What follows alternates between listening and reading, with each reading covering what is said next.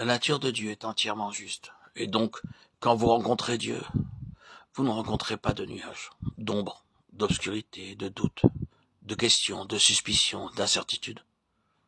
Tout est transparent et clair. C'est une chose redoutable de venir dans la réelle présence de Dieu.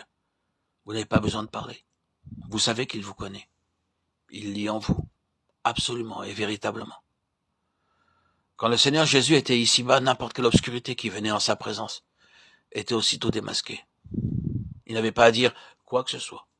Il allait dans un lieu et les démons se mettaient à crier. Ah, qu'y a-t-il entre nous et toi, Jésus de Nazareth? Luc 4, 34. Il aurait pu leur dire, je ne vous ai rien dit, ou est la raison de votre attitude. Il n'avait pas besoin de parler. Il connaissait tous les hommes et connaissait ce qui était dans l'homme. Jean 2, 24, 25. Et les hommes savaient qu'il savait. Le problème, c'était qu'ils ne pouvaient pas supporter sa présence. Ils devaient avoir une réaction. La seule chose à faire pour assurer leur propre confort, c'était de tuer cet homme. Il réveille le souvenir de nos péchés, il nous rappelle notre péché. Allons dans la présence de Dieu et ce sera ainsi. La gloire de Dieu, c'est ce qui se manifeste de Dieu, ce qui s'enregistre, l'impact, l'influence qui procède de lui. Il est totalement juste et sa gloire, c'est de manifester cela.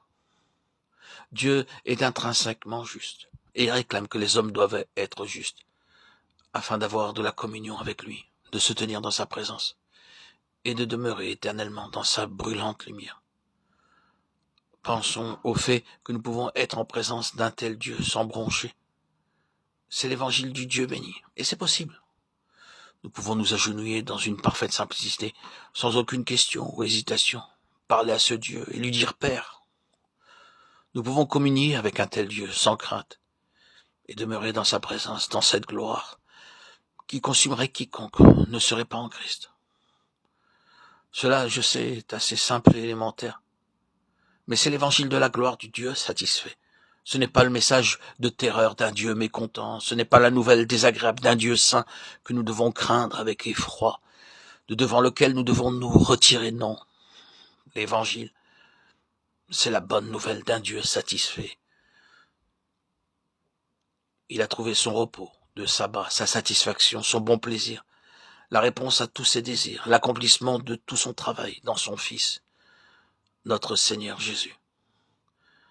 Et il a imputé tout cela sur le compte de la simple foi.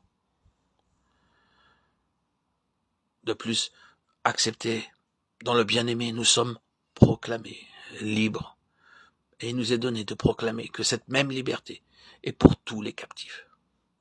C'est là le commencement